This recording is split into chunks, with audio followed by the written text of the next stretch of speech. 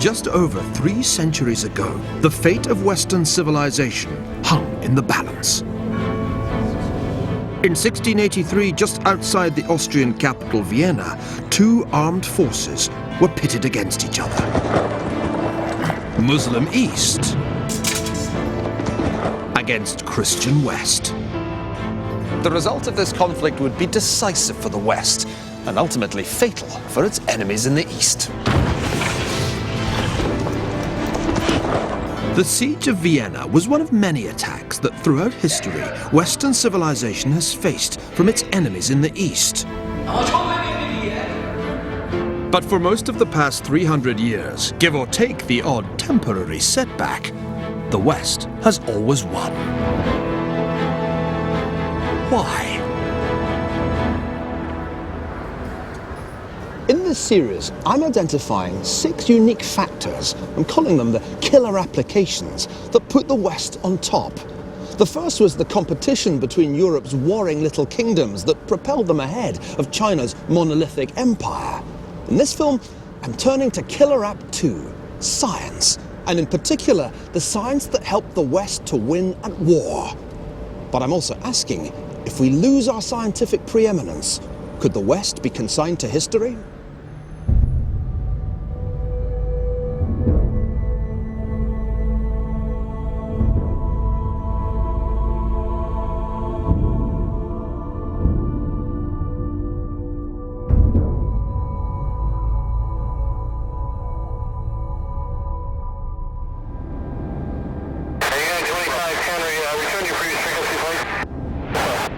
Without superior science, there would be no Western superpower today. But it wasn't always like this.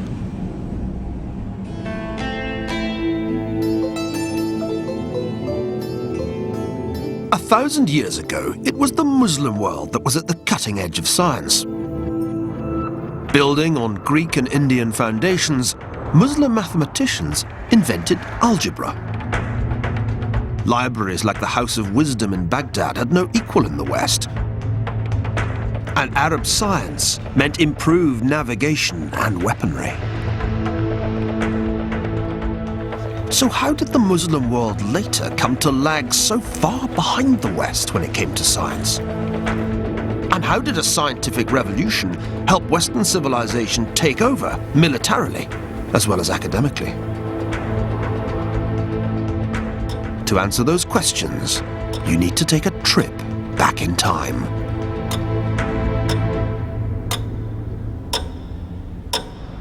Back more than 328 years to the last time an Islamic empire menaced the West. And you need to follow an Eastern invader all the way from Istanbul to the gates of Vienna. Hücum marşı. Astur.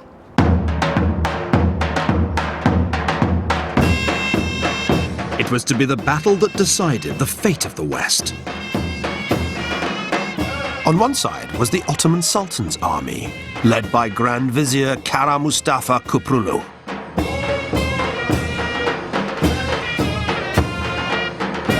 On the other were the defending forces of Leopold I, Holy Roman Emperor and the Habsburg ruler of Austria.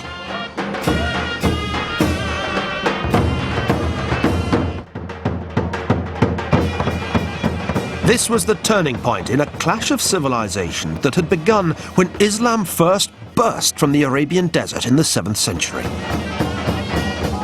In July 1683, with the Ottoman army surrounding Vienna, the prospects for the Christian defenders looked bleak indeed.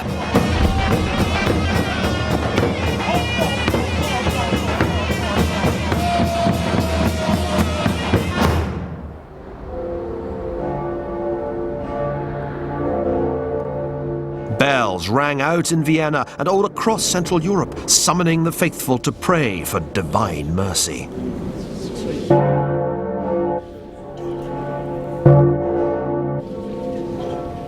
You can get an idea of the desperate yet defiant mood in Vienna from the graffiti in the old bell tower of the cathedral. This says, "Mohammed, you dog, du Hund, go home."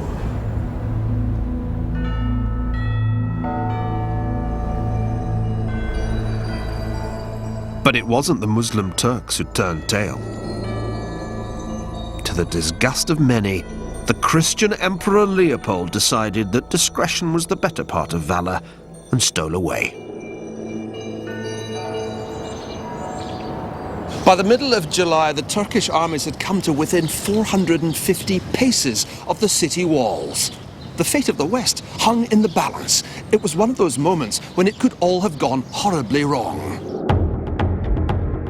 An Ottoman victory seemed inevitable. But then, fatally, Kara Mustafa hesitated.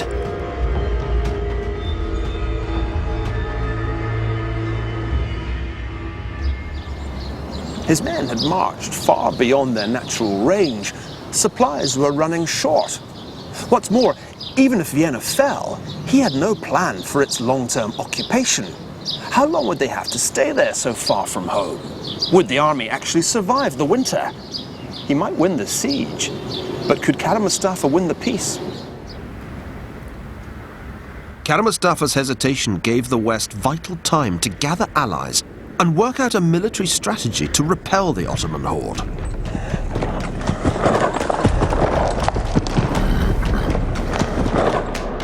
A relief force of 60,000 men now advanced on Vienna, under the command of Jan Sobieski, the King of Poland. Sobieski was portly and past his prime, but intent on glory. On the 12th of September 1683, the Christian army came charging down these hills above Vienna. As one Turkish eyewitness put it, like a flood of black pitch coming down the mountain, consuming everything it touched.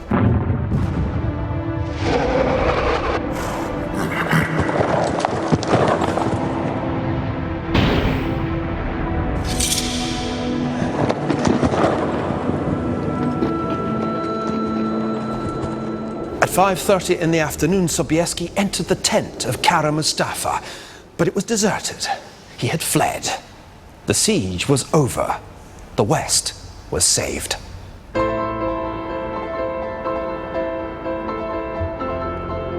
Sobieski was exultant, telling the Pope, "We came, we saw, and God conquered."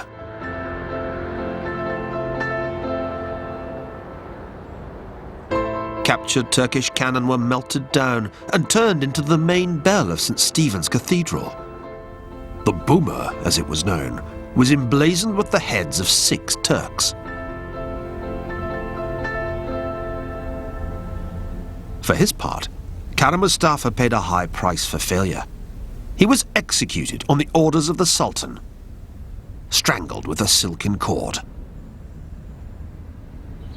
For the Ottoman Empire, it was the beginning of the end, a moment of imperial overstretch with disastrous consequences. It was actually the first time the Ottomans had had to accept a peace treaty from victorious Christian adversaries. From that point on, from the late 17th century until the empire's dissolution in the early 20th, Turkish power in Europe was inexorably rolled back.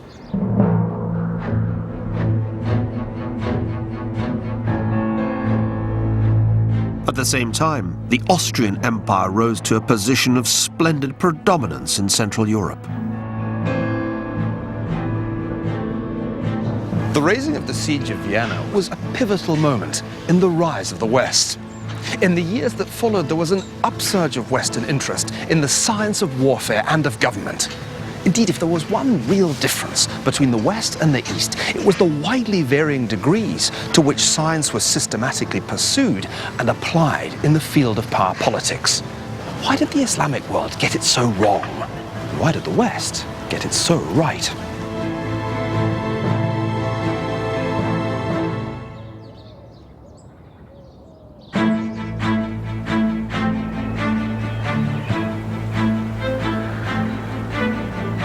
"70 years after the Siege of Vienna, 2 men came to personify the widening gap between Western civilization and its biggest rival in the East.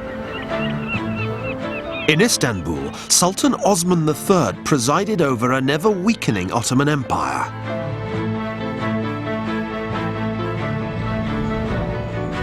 While in Potsdam, the Prussian king, Frederick the Great, embarked on a program of reforms that would ultimately give not just Prussia, but the entire West an unassailable advantage over its rivals.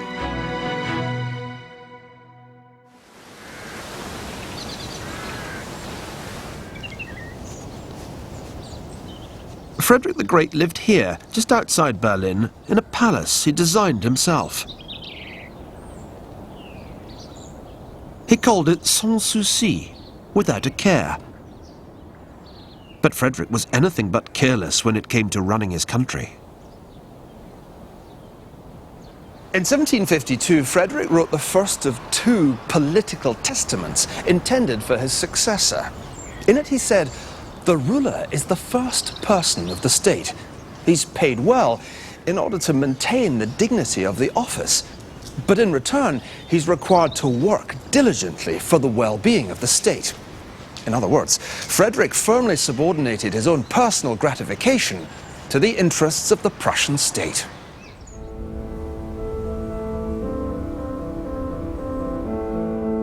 The simple design of this modest palace, maintained by an astonishingly small retinue for a major European monarch, served as an example to the entire Prussian bureaucracy.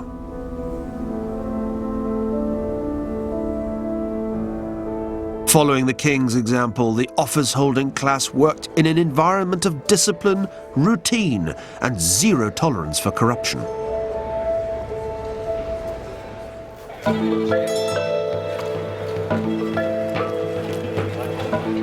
There could scarcely be a greater contrast than with the stultifying atmosphere in which the heirs of the Sultan were raised here at the Topkapi Palace in Istanbul.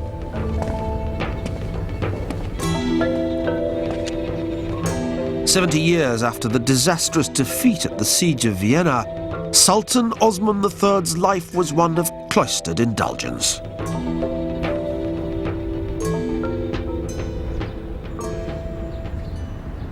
And this is it, the harem, or harem as we would say, also known as the cage.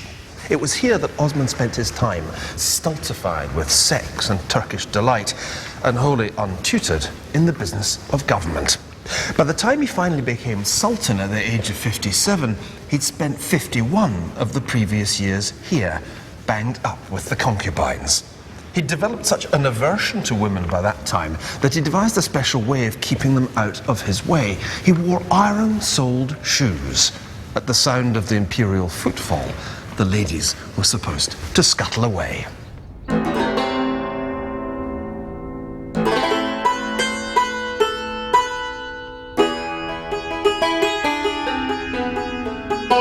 Half a century of dodging concubines was hardly the best preparation for government.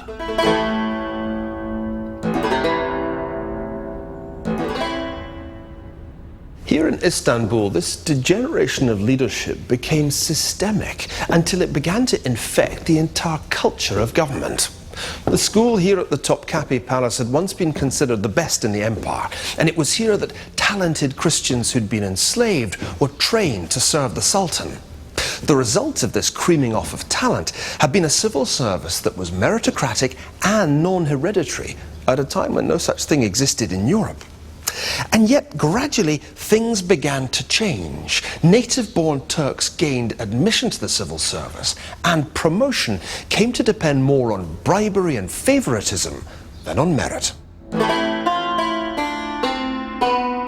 Expenditure ran ahead of tax revenue. Inflation surged. Corruption was rife. Centrifugal forces were strengthening. And there was religious strife too, between fundamentalists and Sufi mystics. This was a threadbare empire. Here in the Ottoman archives in Istanbul, you can get the impression of a system of government on the slide. Now, I don't want you to get the idea that I can actually read Ottoman calligraphy, because I can't.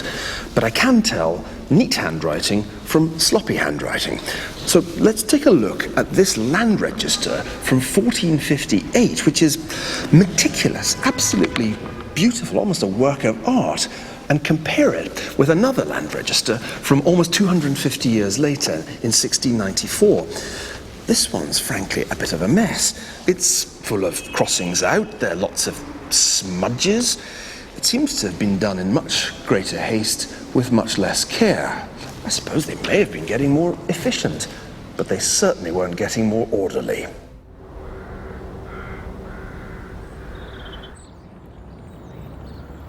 In comparison with the decadence of Osman III's administration, Frederick the Great was committed to the rational rule of Prussia. And you can see just how well run it was by coming here to the Secret State Archive, where you'll find the minutes perfectly preserved of Frederick's cabinet, page after page of royal decisions and letters. August 1756 was an especially busy month for him because that was the month when he ordered the invasion of neighbouring Saxony at the beginning of the 7 Years' War. Well, it was this kind of clockwork organisation that really set the West apart from the rest, and it was the lack of it that condemned the Ottoman Empire to inexorable decline.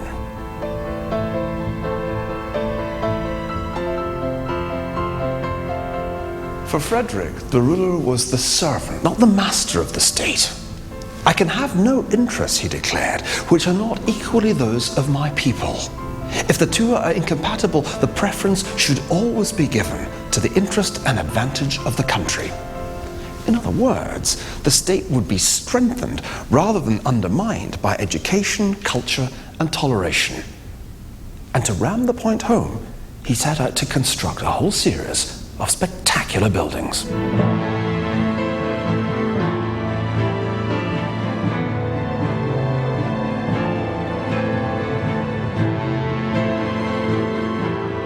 While his private palace may have been modest, these grand public buildings were intended as political statements.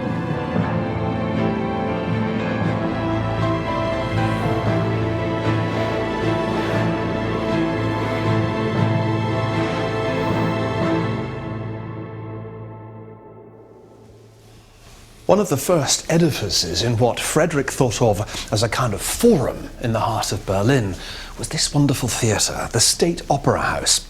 Unlike any other in Northern Europe, it wasn't connected to a royal palace or court. It was a completely freestanding institution. The aim was not royal gratification, it was public enlightenment.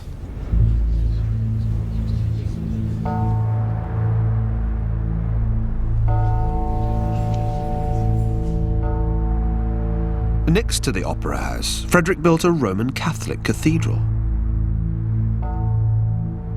Although he himself was agnostic, Frederick was prepared to tolerate religion, provided it didn't interfere with the political life of the nation. People in Prussia were free to pray as they pleased, as long as their beliefs didn't stand in the way of scientific inquiry and technological progress. This was a secular state. Power had been taken away from the pastors and priests.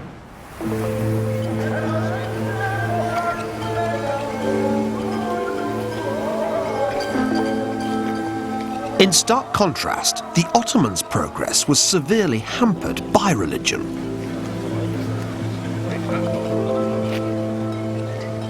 In the words of one Muslim cleric, it is rare that someone becomes absorbed in this foreign science without renouncing religion and letting go the reins of piety within him.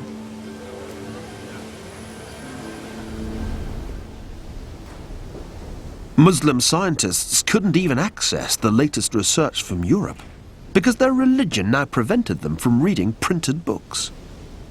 For the Ottomans, script was sacred. There was a religious reverence for pen and ink, a preference for calligraphy over printing. Scholars' ink, it was said, is holier than martyrs' blood.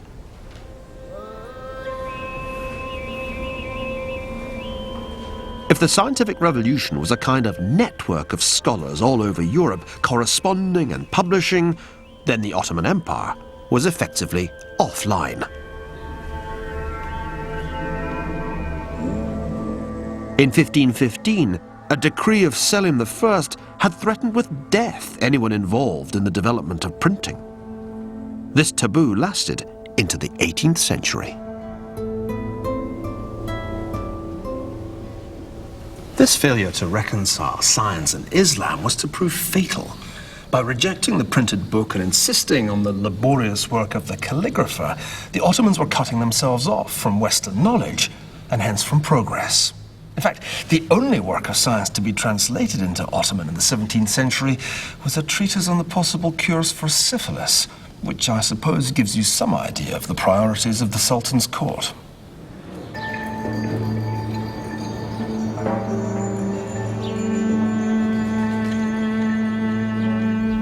In Ottoman schools, science yielded to narrowly religious study. Nothing illustrates better the contrast between the cultures of Frederick and Osman than the fate of an observatory that was built here in Istanbul in 1577 by the renowned astronomer Taqiyuddin.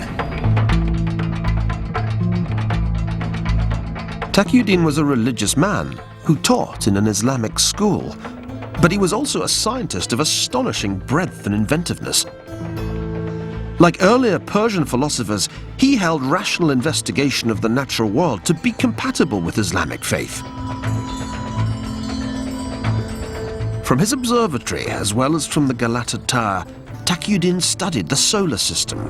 The author of numerous treatises on astronomy, mathematics, and optics, he also designed his own highly accurate astronomical clocks, and even experimented with steam power. But on the 11th of September 1577, Taqiyuddin made a momentous mistake. A comet observed in the sky over Istanbul caused panic.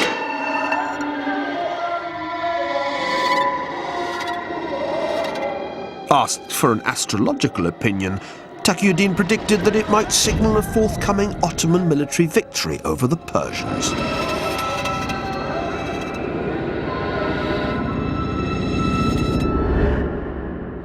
Unfortunately, Taqiyuddin got it wrong, and as a result, he and his observatory were blamed for the defeat. An irate sultan gave in to religious pressure, and in January 1580, just 3 years after its completion, Taqiyuddin's observatory was destroyed. The powerful Muslim clergy had effectively snuffed out any possibility of Ottoman scientific advance at the very moment when the Christian churches in Europe were relaxing their grip on free public inquiry.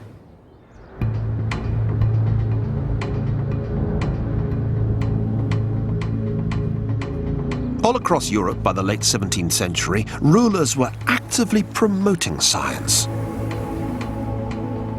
In 1662, the Royal Society of London received its charter from King Charles II, a model for similar institutions in Paris, Vienna, and Berlin.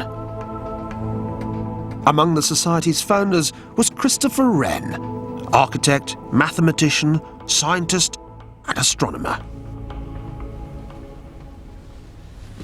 When Charles II commissioned Wren to build this observatory at Greenwich in 1675, it wasn't a matter of royal prestige or personal interest. He understood that science was in the national interest.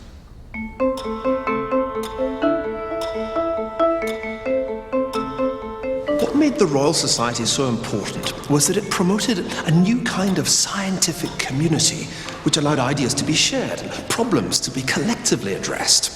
A classic example is Isaac Newton's theory of gravity, which he could never have come up with without the prior work of Royal Society founder Robert Hooke. Even geniuses can benefit from teamwork.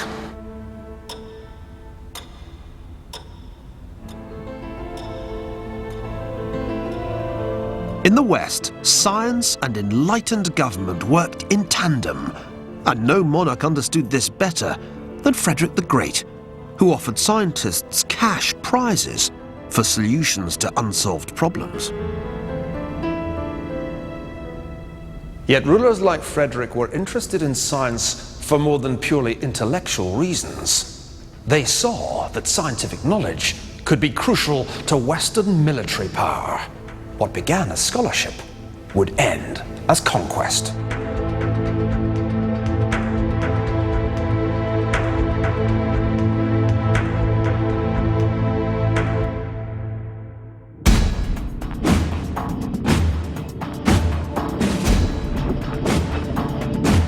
In the middle of the 18th century, Frederick the Great of Prussia personified the nexus between science and military power.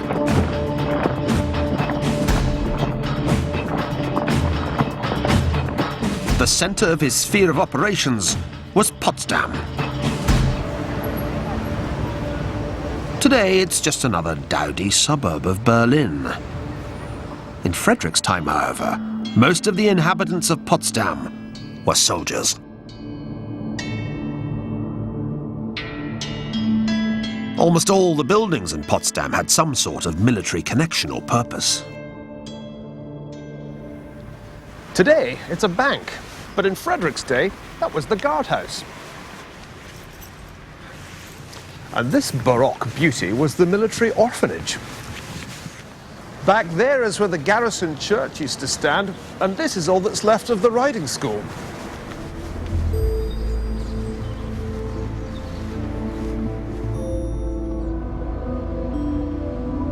Even in this seemingly ordinary residential street, the houses were built with an extra top floor for use by lodging soldiers. The army ceased to be merely an instrument of dynastic power. It became an integral part of Prussian society, with Junker landlords as the officers and peasants as the men.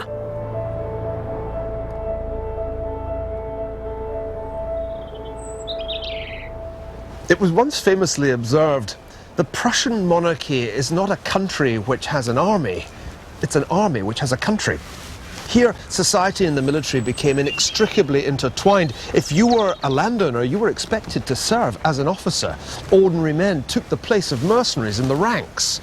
Prussia was the army, and the army was Prussia. A focus on drill and professionalism was paramount in Prussia's military success. The discipline and speed with which the Prussian infantry could redeploy in the midst of battle was legendary.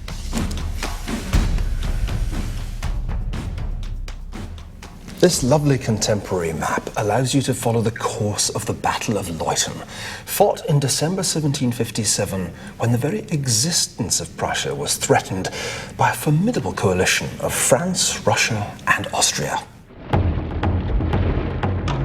Not for the first time and not for the last, the West was at war with itself.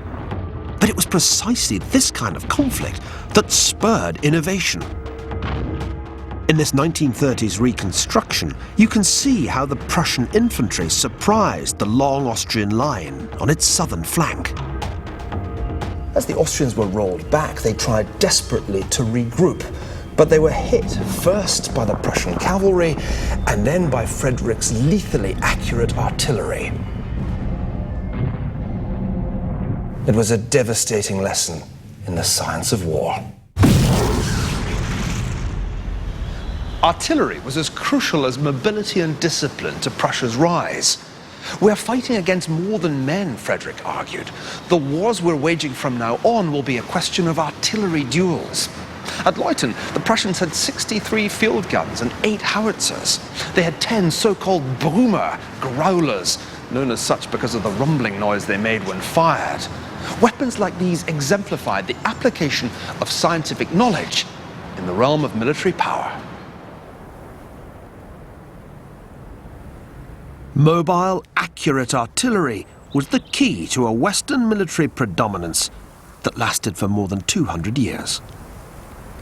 The application of science to artillery perfectly illustrates the process of cumulative advance that was happening in Europe as rival states competed with one another and learnt from one another. The scientific revolution was a field day for creative nerds. In the 1740s, a self-taught mathematician called Benjamin Robbins applied Newtonian mechanics to the problem of artillery, using differential equations to provide the first true description of the impact of air resistance on high-speed projectiles. By measuring the influence of wind and air, Robbins was able to achieve an epoch-making improvement in the accuracy of field guns. It didn't take Frederick the Great long to commission a German translation of Robbins's New Principles of Gunnery. The translator, Leonhard Euler, couldn't resist improving on the work by adding a comprehensive appendix of tables determining the velocity, range, maximum altitude and flight time for a projectile fired at a given muzzle velocity and elevation angle. The killer app of science had given the West a truly lethal weapon: accurate artillery.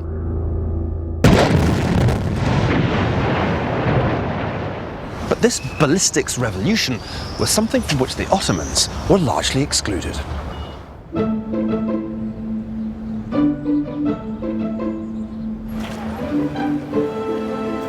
Only slowly, in the course of the 18th century, did it dawn on the Ottomans that they had to get up to speed with the Western revolutions in science and in government.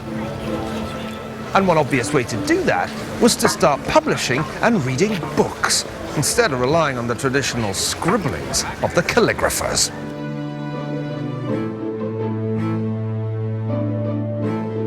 Among the first Ottoman printers was Ibrahim Mutaferrika, an Ottoman official and polymath born in Transylvania. In 1731, Mutaferrika presented to Sultan Muhammad I this book, his rational basis for the politics of nations. And in it he asked the question that's haunted Muslims ever since. Why is it, he asked, that the Christian nations, which used to be so weak compared with the Muslim nations, now dominate so many lands and even inflict defeats on the once victorious Ottoman armies? Well, Mutaferrika's answer to the question ranges pretty widely. It covers, for example, the Dutch and English parliamentary systems, the Christian conquest of the New World and the Far East, and he also makes the point that whereas the Ottomans ruled on the basis of Sharia law, religious law, in Europe, he says, the laws are invented by reason. The message is really clear. The Ottoman Empire has to get the scientific revolution and the Enlightenment if it's to remain credible as a great power.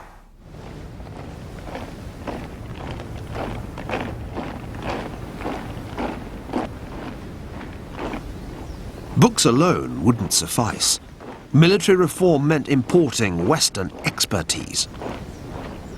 A French officer of Hungarian origin, François de Tott, was brought in to oversee the construction of new defences around the capital.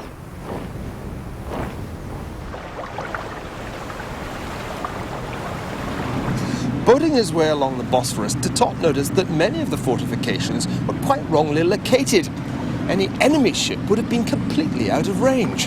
The Ottomans might as well have been firing blanks. In his memoirs, de Tott was scathing about the Ottomans, calling their castles more like the ruins of a siege than preparations for a defence. Determined to modernise the Sultan's antiquated armed forces, de Tott started a course in mathematical science for the Navy. He built a new foundry for the manufacture of howitzers and encouraged the creation of mobile artillery units. Even the Ottoman army had to march to a brand new beat. Just imagine arriving here in Istanbul in the mid-19th century. You'd probably have expected to be greeted by those terrifying drums that put the fear of Allah and Muhammad in the defenders of Vienna back in 1683. But instead, the sound that would have greeted your ears would have been composed by Giuseppe Donizetti, who'd been imported from Italy to compose a special Italian-style and rather operatic national anthem for the Ottoman Empire.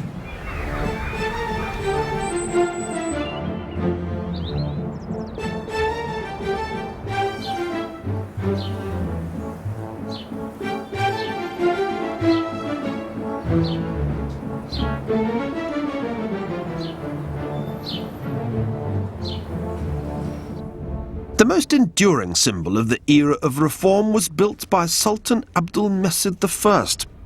A fluent French speaker, Abdülmecid was determined to emulate Western civilization in every respect.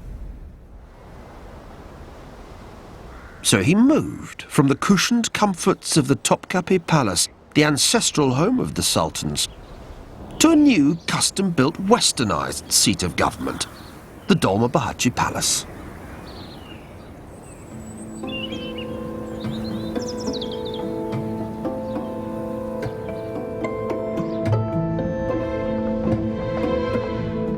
Built between 1843 and 1856, the Dolmabahce Palace has no fewer than 285 rooms, 44 halls, and one spectacular crystal staircase.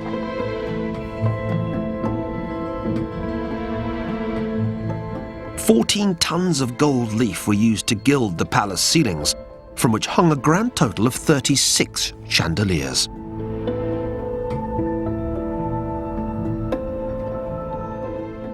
The grandest room is this, the Murriedi Lounge. It is the largest one-piece carpet in the world, and a chandelier that weighs over 4 tons.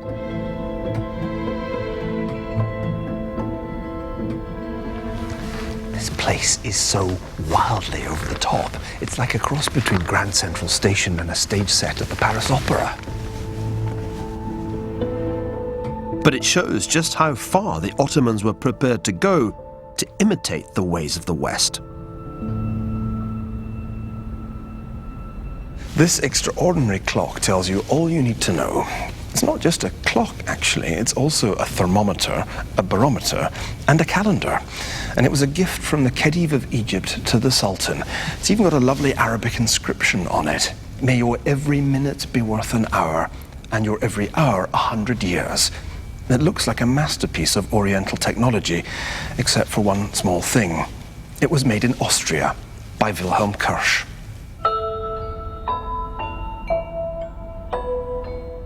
As Kirsch's clock perfectly illustrates, the mere facade of Westernization, no matter how impressive, was no substitute for a homegrown Ottoman modernization.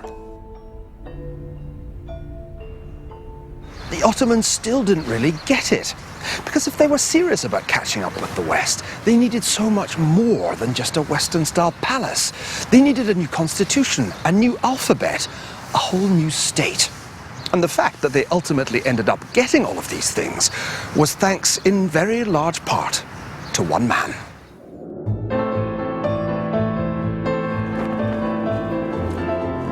His name was Kemal Atatürk. His mission was to be Turkey's Frederick the Great.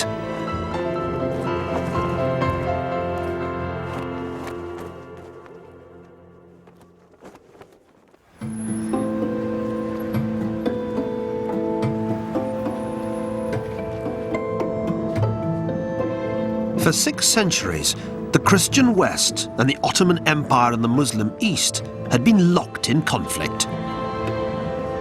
Now, under the rule of Kemal Atatürk in the early 20th century, that conflict would finally come to an end. For centuries, Ataturk argued, Turks had been walking from the east in the direction of the west. Now, under his leadership, they would finally reach their destination. Here on the banks of the Bosphorus, east would meet west, not just geographically, but culturally.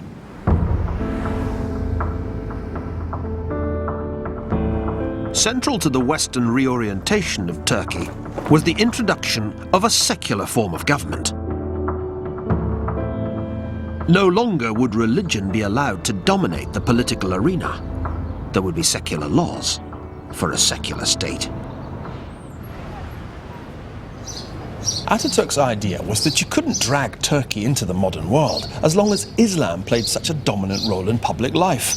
What he wanted to do was to scythe religion ruthlessly away from politics, to create a truly secular state. Of course, that whole notion of the separation of church and state was itself a very Western idea. To give impetus to scientific research, Ataturk created a new Western-style University of Istanbul. And one of the first scientific facilities he built was an observatory.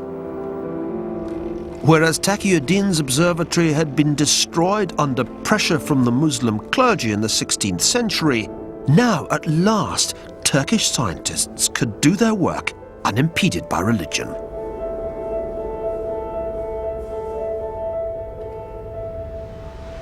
Scientific advance and military power went hand in hand in Ataturk's mind. Science, he argued, was the only true guide in life. Here, at last, was a Turkish leader who really got it. And it was enough to transform Turkey into the modern nation-state we know today. What it couldn't do was to salvage the Ottomans' most explosive legacy, their empire in the Holy Land.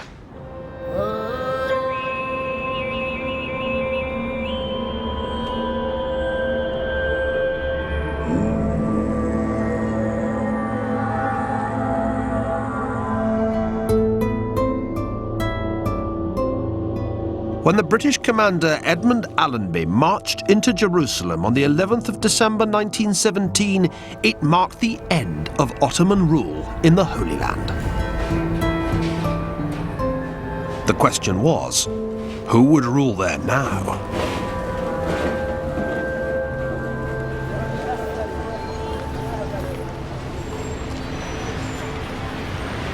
This is the Jaffa Gate, which Allenby walked through in 1917.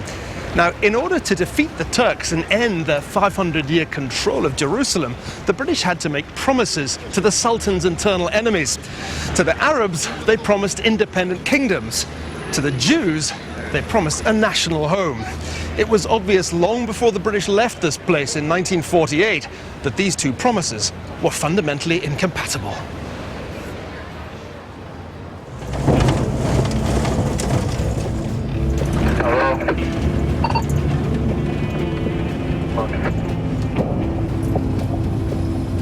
Jerusalem today is the modern equivalent of Vienna in 1683, a fortified city on the frontier of Western civilization.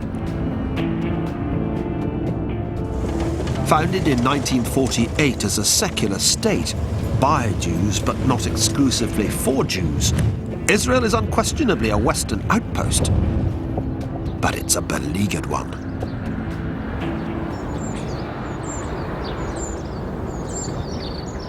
This is part of the security wall that divides Jerusalem, which Israel regards as its capital, from the occupied West Bank. Now, it's not exactly a popular structure around the world, but when you spend time in Israel, you can see why people feel insecure. They feel threatened by Hamas in Gaza, by Hezbollah in neighboring Lebanon. They feel threatened by Syria, by the Muslim Brotherhood in Egypt, by Iran, not forgetting Saudi Arabia. Even Turkey has turned away recently from the secular legacy of Ataturk to embrace Islamism and some would say a neo-Ottoman foreign policy.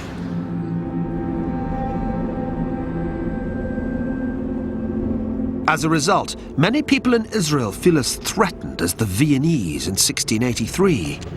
They feel besieged by an implacable religious foe.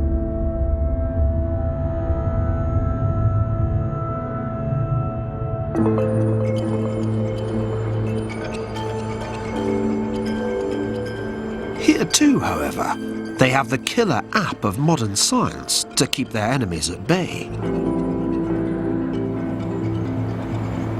As an authentically Western society, Israel is at the cutting edge of scientific and technological innovation.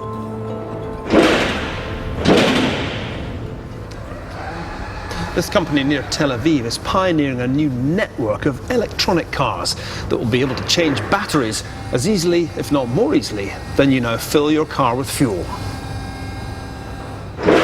In 2008 alone, Israeli inventors applied to register 9,591 new patents. The equivalent figure for Iran was 50. Israel has more scientists and engineers per capita than any other country. The lesson of history is that a small country can overcome numerous adversaries, provided it has science on its side. Think of Frederick the Great's Prussia. Yet today the scientific gap between West and East shows signs of closing.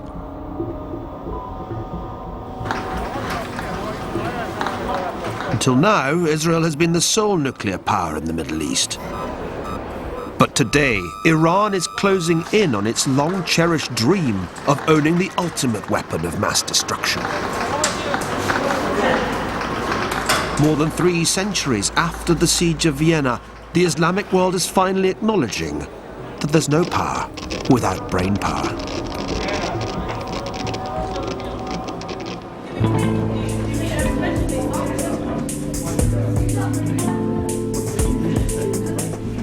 From Tehran to Riyadh, to the private Saudi-financed Muslim girls' school I visited last year in West London, the taboo against educating women is receding.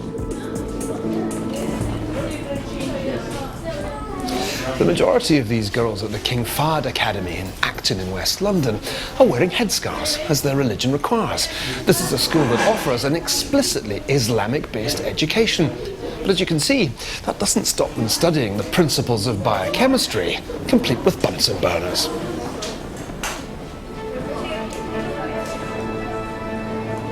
The key question is how far the West today is still capable of maintaining the scientific lead on which, among other things, its military superiority has for so long been based.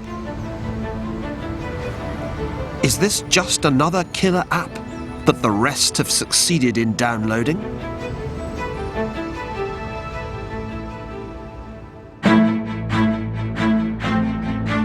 Yet, as we'll see in the next episode of Civilization, science is only one of the 6 killer applications that set the West apart from the rest. The Iranians may eventually be able to copy our most lethal weaponry. But what about our democracy?